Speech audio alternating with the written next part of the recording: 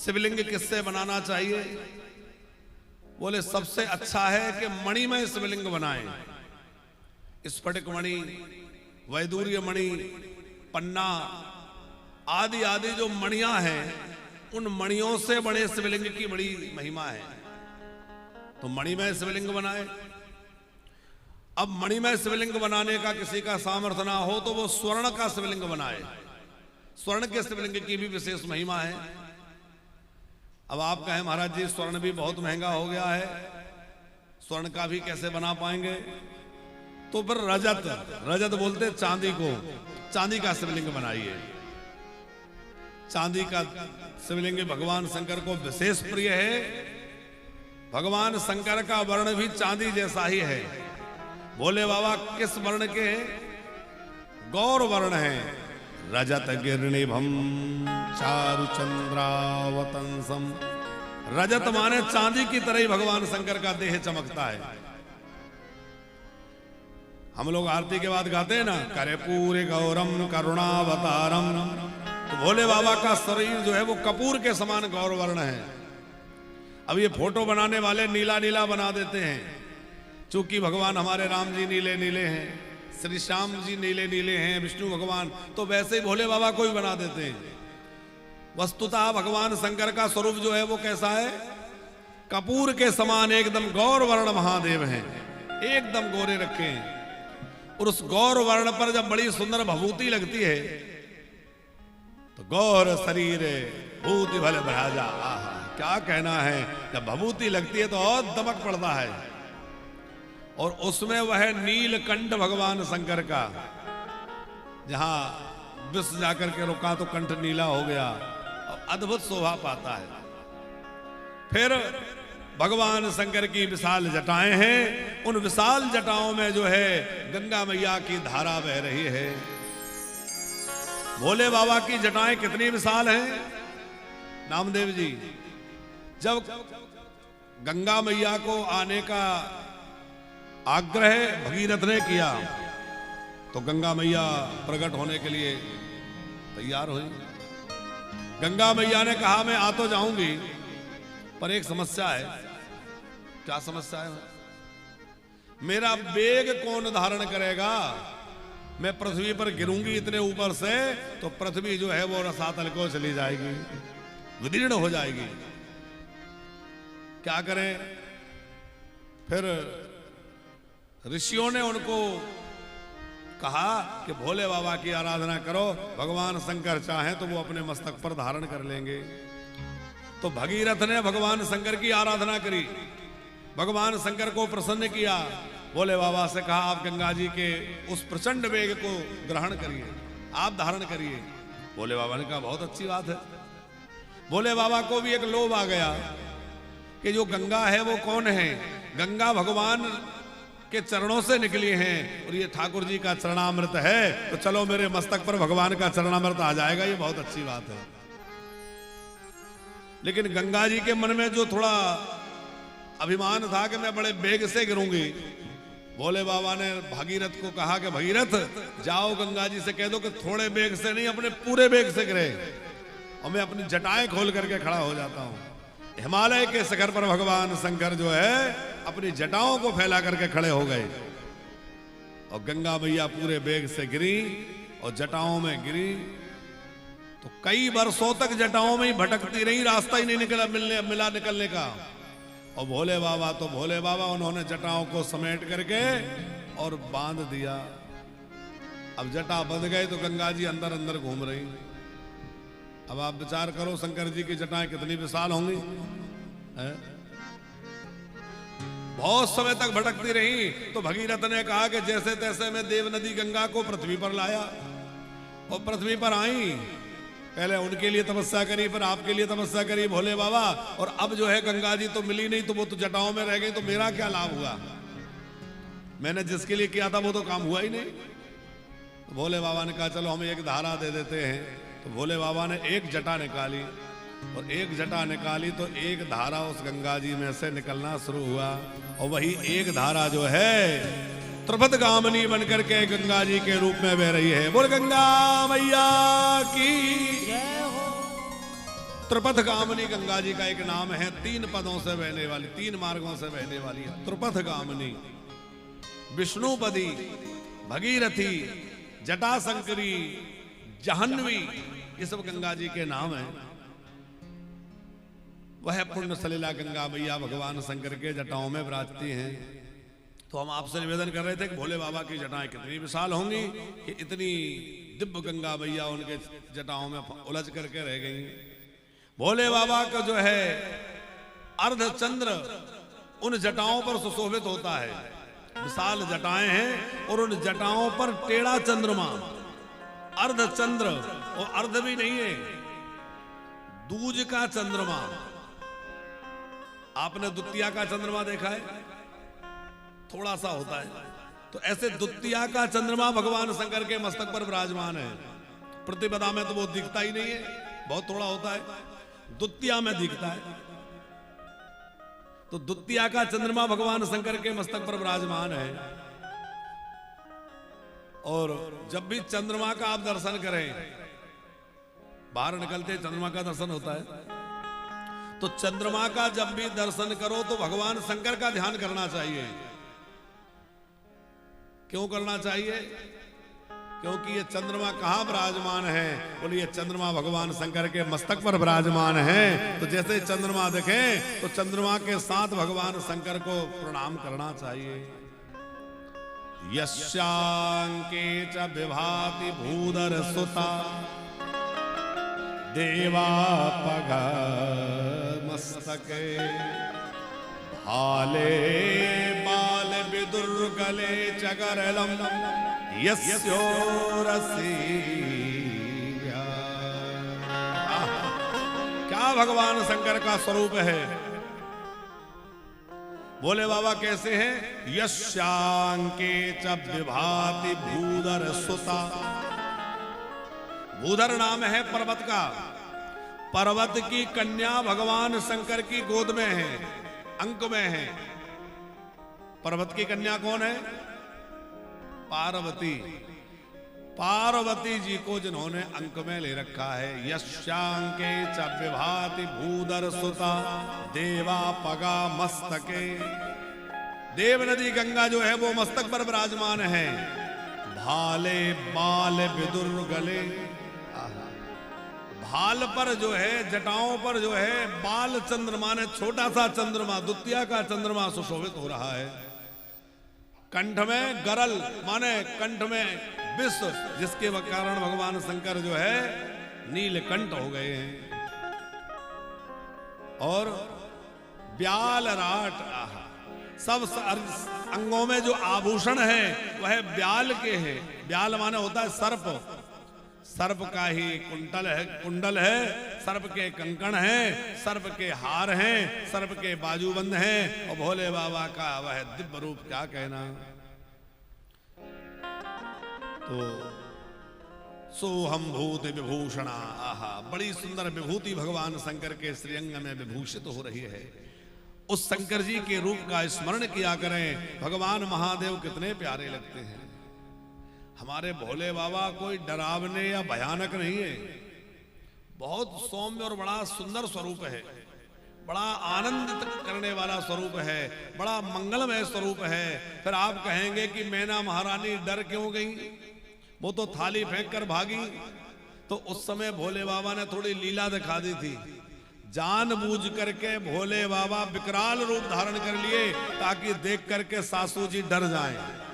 वो लीला कर रहे थे, नाटक कर रहे थे। और फिर जो है भोले बाबा ने उनको ऐसे रूप का दर्शन दिया।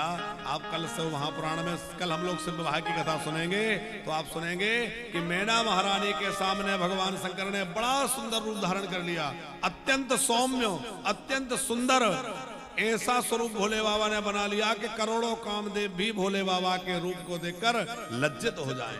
करोड़ों करोड़ कामदेव की शोभा फीकी पड़ जाए, ऐसी हमारे भगवान शंकर की शोभा है। बड़े प्यारे हैं हमारे भोले बाबा। तो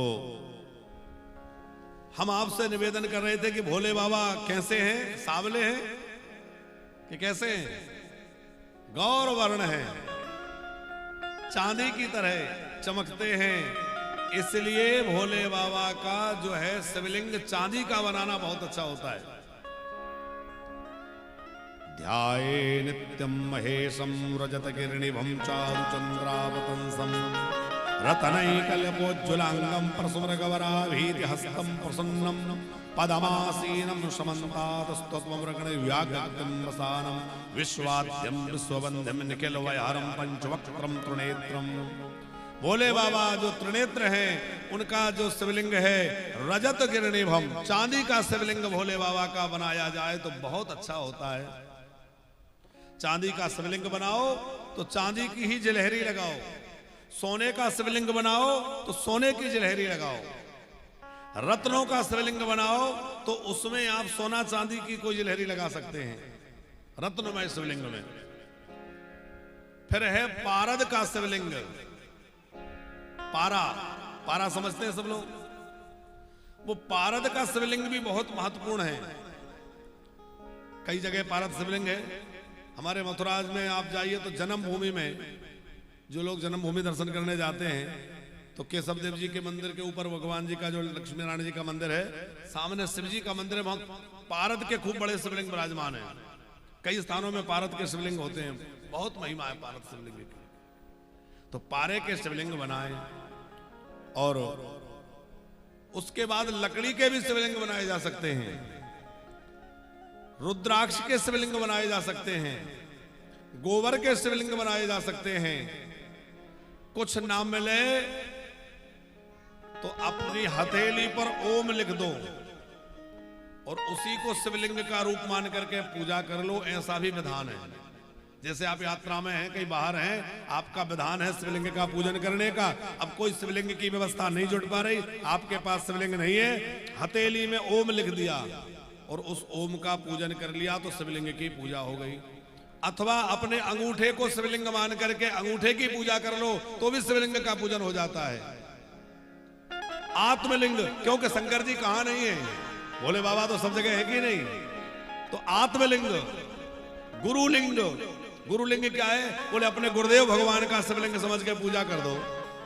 गुरु जो है वो साक्षात शिव स्वरूप है, तो गुरु की पूजा शिवलिंग समझ के कर दो। अब ऐसा मत करना, नहीं गुरु जी को जो है बढ़िया शहद वहद से नहला दो तो गुरु जी की जटाओं में शहद फंस जाए। हमें याद है नामदेव जी हमारे मध्य प्रदेश में विदिशा, तो विदिशा जिला के अंतर्गत एक गांव में एक यज्ञ हो रहा था और महात्मा जी यज्ञ करा रहे थे। बेचारे सीधे सरल महात्मा, बहुत ही सीधे सरल थे और उनकी विशाल जटाएं थी। अब वो पहले दिन पुष्पेंद्र जी वो जल यात्रा के लिए जाते हैं लोग, कलश यात्रा के लिए गए तो वहां नदी थी, गांव के किनारे नदी पर गए। गांव के लोग नदी पर गए तो जो आचार्य जी थे उन्होंने कहा कि पहले गुरु जी की पूजा करो, इनकी वजह से यज्ञ हो रहा है तो इनकी पूजा करना चाहिए, बढ़िया अच्छे से पूजा करो। अब वो तो ऐसा कह के इधर उधर लग गए व्यवस्था में, देख नहीं पाए कि कौन सी विधि से पूजा हो रही है। तब तक ग्रामीण लोग बेचारे बड़े श्रद्धालु, उन्होंने गुरुजी को बीच में बिठा लिया और कोई दूध चढ़ाए, फिर कोई शहद चढ़ाए, फिर कोई कुछ चढ़ाए और उनकी जटाओं में से 4-5 दिन तक वो शहद निकल नहीं पाई। मक्खी और आ जाए तो कपड़ा बांधना पड़े। तो ऐसी पूजा मत कर देना है। जस देवता तस चाहसी पूजा, जैसा देवता हो वैसी पूजा होनी चाहिए। तो गुरुदेव को भी शिव स्वरूप मान करके पूजा की जा सकती है। इसलिए गोस्वामी तुलसीदास जी ने रामचरितमानस के आरंभ में लिखा है, वंदे बोधमयम नित्यम गुरुम शंकर रूपणम। बोले गुरु रूप ही शिव जी हैं। ये बात शिव महापुराण में लिखी है और इन सबको पढ़ के लगता है कि गोस्वामी जी ने कितने पुराण पढ़े होंगे कि अनेक पुराणों का निचोड़ रामचरितमानस में है। अच्छा, एक बात ध्यान दीजिएगा यहां कि गुरु जो है वो साक्षात भगवान शंकर हैं, लेकिन गुरु जी के चरणों में बिलपत्र नहीं चढ़ाना चाहिए। गुरु साक्षात नारायण रूप हैं, लेकिन नारायण रूप होते हुए भी गुरु जी के चरणों में कभी तुलसी नहीं चढ़ाना चाहिए। ये बहुत ध्यान रखने की बात है। हाँ, गुरुजी को आप माला बना करके तुलसी की पहना सकते हैं, बिलपत्र की माला बना के पहना सकते हैं, पुष्पों की तो पहनाते ही हैं, बिलपत्र तुलसी की माला भी आप धारण करा सकते हैं। पर चरणों की पूजा करते समय, पादुका पूजन करते समय गुरुदेव के चरण पादुका पर, चरणों पर तुलसी अथवा बिलपत्र नहीं चढ़ाना चाहिए, ये भी शास्त्र का नियम है। तो अन्न से शिवलिंग बनाया जा सकता है, गुरु लिंग का, आत्मलिंग का पूजन किया जा सकता है। अनेक अनेक प्रकार के शिवलिंगों की चर्चा करी गई है और बाद में कहा कि कुछ ना मिले तो मिट्टी का शिवलिंग बना लो। सब शिवलिंगों से अधिक महिमा है मिट्टी के शिवलिंग की और सबसे सरल है। अब आजकल हमें कठिन लगने लगा, चूंकि आजकल तो मिट्टी जल्दी नहीं मिलती, शहरों में मिट्टी मिलना भी मुश्किल हो रहा है और मिल भी जाए तो शुद्ध मिलना। पर आजकल तो आदमी हाथ ना गंदा हो जाए, कपड़ा ना गंदा हो जाए तो भागता है। इस बार श्रावण मास में हम लोग प्रयास करेंगे कि हो सकेगा तो पूरा श्रावण के महीना मिट्टी के शिवलिंग बनाकर अर्चन करें और पूरा महीना नहीं हो सके तो कम से कम एक हफ्ते तो खूब बढ़िया शिवलिंग का कार्य शिवलिंग हो। हमारे भोपाल से हमारी बड़ी दीदी बैठी हैं आशा शुक्ला जी, हम लोग 2005 से शुरुआत करके और मिनाल का जो ग्राउंड है बिजली ऑफिस वाला, उसमें हर वर्ष शिवलिंग बनवाते थे महाशिवरात्रि के समय। उसमें खरे जी, तिजारे जी, ये लोग पहले जुड़े थे, पर धीरे धीरे गुप्ता जी जुड़ गए और लोग जुड़ गए। गुप्ता जी तो बहुत बाद में आए कोच फैक्ट्री से, लेकिन खरे जी बहुत पहले से थे वहां। तो वहां असंख्यात शिवलिंग बनते थे। महाशिवरात्रि के अवसर जो है पर 7 दिन तक खूब शिवलिंग बनते थे और खूब जो है शिव जी का रुद्राभिषेक होता था। फिर राम कथा, कभी भागवत कथा, ऐसे कथा। जब हम कथा नहीं करते थे तो फिर मुकेश महाराज जी कथा करने आते थे या कोई और महाराज। फिर बाद में हम भी कथा करने लगे तो हमने भी 11 कथाएं वहां की मिनाल के ग्राउंड में। तो शिवलिंग बनाकर पूजा करने से बहुत जल्दी सिद्धि प्राप्त होती है। अभी अधिक मास आ रहा है। अधिक मास कब से है, किस किस को तिथि याद है? सबको याद है? तो तैयारी भी होगी। क्या तैयारी है? इस बार अधिक मास में हमारा मन है, कल ही हम लोग निश्चय कर रहे थे कि पूरा महीना जो है कार्तिक, इसका पूरा महीना पुरुषोत्तम मास का, अधिक मास का हम लोग अर्चन करें भगवान का। वृंदावन में भगवान की कृपा से मिला है और धाम प्राप्ति हुई है। तो पूरा एक महीना जो है पुरुषोत्तम मास क्या करें? नित्य भगवान का अभिषेक करें पंचामृत आदि से, पुरुषोक्त आदि मंत्रों से। फिर नित्य भगवान का सहस्त्रार्चन हो। 1000 नामों से नित्य भगवान को तुलसी, तिल आदि आदि अर्पण हो। फिर नित्य भगवान के विष्णु सहस्त्र नाम का पाठ, गीता जी का पाठ हो और शाम के समय थोड़ा कीर्तन हो और शाम को प्रतिदिन दीपदान हो। तो हमारे वानप्रस्थी सब लोग तैयार हैं इसके लिए? सब लोग करेंगे? सब लोग साथ में रहेंगे तो आनंद आएगा। देखो वृंदावन वास का यही तो आनंद है, जितना ज्यादा लूट सको सो लूटो। क्या? भगवान का नाम, भगवान की भक्ति का सुख, ये लूटने के लिए तो हम लोग आए। संसार की हमारी दौलत जो मर्जी लूट ले, हम तो भैया वृंदावन में आए हैं तो भगवान के भक्ति का आनंद लूटेंगे, भजन लूटेंगे। संसार जो लूटना है लूटे, बच्चे ले लें, बहुएं ले लें, जिनको लेना है वो संभालें। तो 1 महीने तक बढ़िया तुलसी जी को सजा के हम लोग विराजमान कर लेंगे। उनकी रोज परिक्रमा हो, तुलसी जी को दीपदान हो, तुलसी का पूजन अर्चन हो, शालिग्राम भगवान का अभिषेक हो, शालिग्राम भगवान का सहस्त्रार्चन हो और सब लोग बैठ जाया करें, बीच में भगवान को विराजमान कर लें और खूब बढ़िया अर्चन करें। तो सब लोग उसमें आनंद से जुड़ेंगे। और मिट्टी के शिवलिंग की हम लोग चर्चा कर रहे थे कि पार्थिव प्रतिमा पूजा विधानम ब्रूहि सत्तम एन पूजा विधानेन सर्वाभीष्ट वाप्यते। ऋषियों ने पूछा कि इस पार्थिव शिवलिंग की पूजा का क्या महिमा है, क्या विधि है? आप कृपा पूर्वक कहिए। तब सूत जी महाराज कह रहे हैं, पृष्ठम सुसाधु युष्माभि सदा सर्वार्थदायकम सद्यो दुःखस्य समनम श्रुत प्रवक्। प्रभुरामव। हे मुनियों, आप बड़े सुधी हैं, आप विज्ञ हैं। सर्वदा सुखदायक भगवान शिव की पूजा है। मैं वह तुमसे कहता हूं जिस पूजा के करने से समस्त दुखों का शमन हो जाता है। अपमृत्यु हरणम काल मृत्युश्चापि विनाशनम सद्या कल पुत्रादि धन धान्य प्रदम ध्वजः। शिव पूजा में पार्थिव पूजा जो है वो अकाल मृत्यु का नाश करती है, धन धान्य को देने वाली है और पुत्र धन धान्य आदि से संपन्न करने वाली है। माने पुत्र नहीं है, संतान नहीं है तो संतान मिलेगी, धन की इच्छा है धन मिलेगा, संसार के वैभव की इच्छा है वैभव मिलेगा, अकाल मृत्यु का हरण होगा और भगवान शंकर की कृपा, महादेव की कृपा से सर्वविध कल्याण होगा। सूत जी कह रहे हैं मिट्टी से ही अन्न उत्पन्न होता है, मिट्टी से ही वस्त्र आदि के लिए सामग्री उपलब्ध होती है, समस्त पदार्थ इस मिट्टी से ही उत्पन्न होते हैं, इसलिए मिट्टी से बने शिवलिंग की विशेष महिमा है।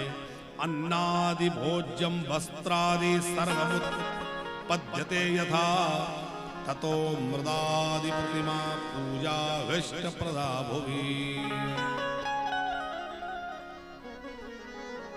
मिट्टी की प्रतिमा का विशेष महत्व यहां कहा जा रहा है। सूत जी कह रहे हैं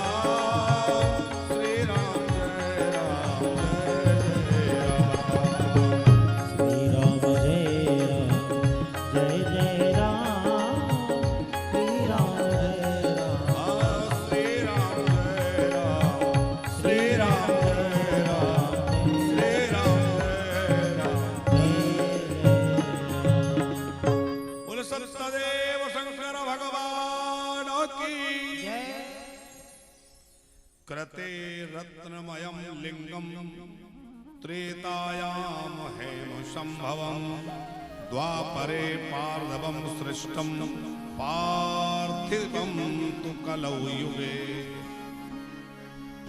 सतयुग में मणियों के शिवलिंग की ज्यादा महिमा थी नामदेव जी। त्रेता युग में सोने से बने शिवलिंग की ज्यादा महिमा थी।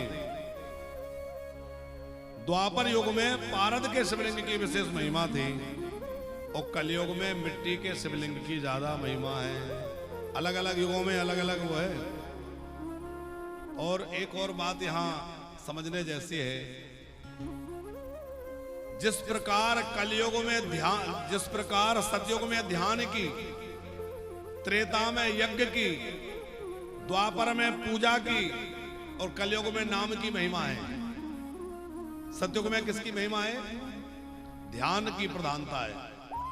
त्रेता में यज्ञों की प्रधानता है, द्वापर में पूजा परिचर्या की प्रधानता है और कलयुग में नाम की प्रधानता है।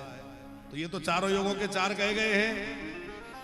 लेकिन यदि तत्व पूर्वक विचार किया जाए तो चाहो जोग चाहो श्रुति नाम प्रभाव, चाहो जोग चाहो श्रुति नाम प्रभाव, चाहो जोग चाहो श्रुति नाम प्रभाव, चाहो जोग चाहो श्रुति नाम प्रभाव। कलि विशेष नहीं आने उपाओ, कलि विशेष नहीं आनन पायो, चाहो जोग चाहो श्रुति नाम प्रभाव, चाहो जोग चाहो श्रुति नाम प्रभाव।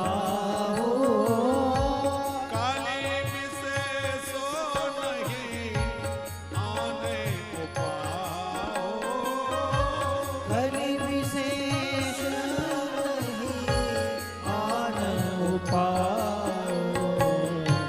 चाहो जोग चाहो श्रुति नाम प्रभाव, चाहो जोग चाहो श्रुति नाम प्रभाव। तो चारों युगों में अलग अलग विधान तो है किशनलाल जी, लेकिन चारों युगों में नाम की प्रधानता है कि नहीं है? भले ही सतयुग में ध्यान की प्रधानता है, लेकिन सतयुग में भी बिना नाम के काम तो नहीं चलता। सतयुग के भक्त भी नाम जपते हैं। चाहूं युग त्रेता में भले ही यज्ञों की प्रधानता है, पर नाम की वहां भी बड़ी विशेष महिमा है। द्वापर में भले ही पूजा परिचर्या प्रधान है, लेकिन बिना नाम के वो भी पूर्ण नहीं है। नाम की ही वहां भी प्रधानता है। और कलयुग में तो और कोई उपाय है ही नहीं, इसलिए नाम ही सर्वोपरि है, नाम ही सब कुछ है। सतयुग त्रेता द्वापर कलयुग कोई सा युग हो, बिना नाम के कहां कल्याण होगा? नाम ही आधार है। तो जैसे चारों युगों में नाम की प्रधानता है, वैसे ही मिट्टी के शिवलिंग की पूजा विशेष रूप से कलयुग में कही गई है। लेकिन आप 12 ज्योतिर्लिंगों की कथा सुनेंगे आगे, तो सतयुग में भी भगवान शंकर की नारद आदि ने मिट्टी के शिवलिंग बनाकर पूजा करी। त्रेता युग में भी भगवान श्री राम आदि ने मिट्टी का शिवलिंग बनाकर पूजा करी। द्वापर में भी अनेक भक्तों ने मिट्टी के शिवलिंग की पूजा करके सिद्धि प्राप्त करी। और कलयुग में तो लाखों लाख भक्त मिट्टी के शिवलिंग की पूजा से ही सिद्धि प्राप्त कर रहे हैं। माने पार्थिव शिवलिंग की पूजा का महत्व या विधान कलयुग में हो ऐसा नहीं, चारों युगों में इसकी विशेषता है, चारों युगों में इसकी महिमा है। पर कलयुग में विशेष इसलिए है कि हम लोगों को ना तो मणियां उपलब्ध है, ना स्वर्ण उपलब्ध है, ना और कोई चीज इतनी उपलब्ध है। मिट्टी बड़ी उपलब्ध है भैया, इसलिए मिट्टी से शिवलिंग बना बना के पूजा करो। बाणासुर ने अपने 1000 हाथों से शिवलिंग बनाए।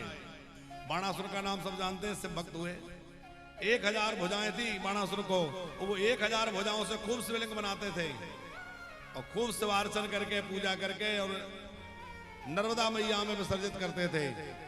तो बाणासुर ने जो शिवलिंग बनाकर नर्मदा जी में विसर्जित किए, वो सब शिवलिंग बाण लिंग के रूप में प्रकट हो गए और वो नर्मदा जी में बाण लिंग के रूप में प्रतिष्ठित हैं।